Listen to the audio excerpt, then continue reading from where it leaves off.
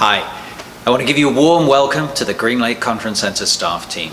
My name is Ben Mott. I'm president of the Conference Center and also of Lawsonia, which is the for-profit company which runs the golf course up the hill. You're joining a place that has a long and rich history. Native Americans were here on these grounds, and then farmers. But what you see shaped and enjoyed today was created by Victor and Jesse Lawson from 1888 until 1925. And they put together this beautiful estate with the walls. You see the roads, the boathouse, the towers, and much more. They created this beautiful legacy that we're stewards of today. The team that you're joining started in 1944 with the beginning of the Conference Center. And our mission is to be the place and space of recreation to help people find God's best version of themselves and their world. A bit of a mouthful, so let me explain. The place is just gorgeous, with buildings going back from that Lawson era, those historic buildings, to a 1930s hotel, Roger Williams Inn on the lake, to cabins in the 1950s, to the more modern buildings that have come up today. It's a gorgeous place where you can walk along the lake and experience great, great beauty. It restores people's soul. It's also a space in modern life with a fast speed. This is a place for our guests where they can come and slow down. They can connect with friends and other leaders. It's a great space to reflect. A little bit less reflective for us because we're busy as staff, but we still get those moments as we're about our day where we get to enjoy great beauty and a chance to reflect. What does recreation mean? Well, it's a play on words first used in 1945. It partly means recreation. It's a place where people can play, go to the lake, go to the Troster Arts and Crafts studio to make a piece of china painting, to walk, to hike, to play disc golf, to play tennis, and much more. But also recreation, and the idea that here on these grounds, God is recreating us as people. And so continuing, a place and space of recreation to help people find God's best version of themselves and their world. What does that mean?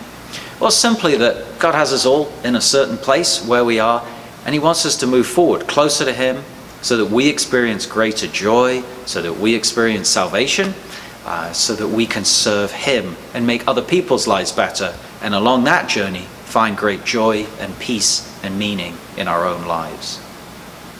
So for our guests, what it means is more than 40,000 people a year come through the gates to stay at the Conference Center on a normal year. We have pastors coming, seeking how can they be a better pastor to serve their congregation and their town, or priests from a Catholic tradition, all different Christian traditions.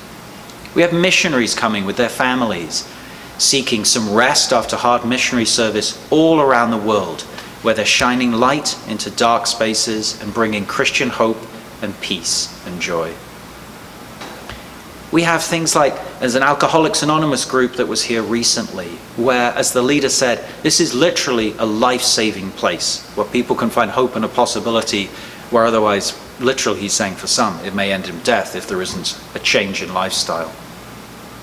We help people like the mathematics teachers coming from all over the state, or Wisconsin detectives who do death investigation training, to come from intensive jobs, to reflect, to learn, to form friendships, so they can go back as better police officers, better teachers. So we produce, this is a place that sparks flourishing and leadership growth for over 70 years.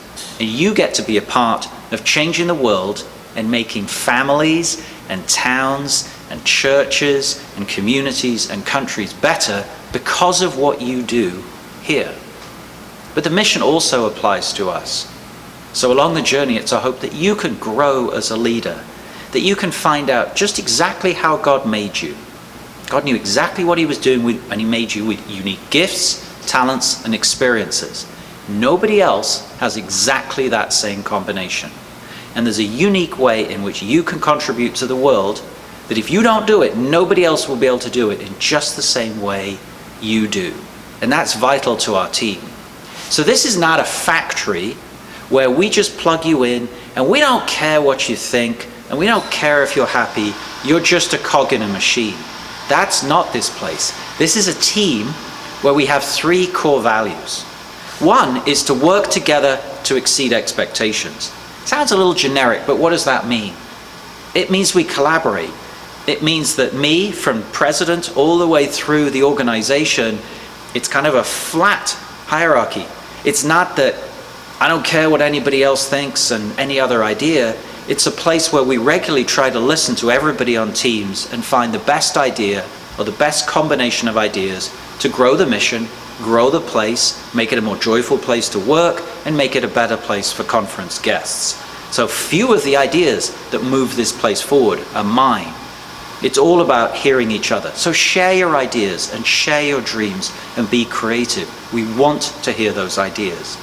And it's a place where we support each other, where if one team is overstretched on one day and another team has less demand, we change over. It's not siloed where I only do my job description and I'm not going to help with anything else. But it's a place where we collaborate and support each other and then are supported when we have needs.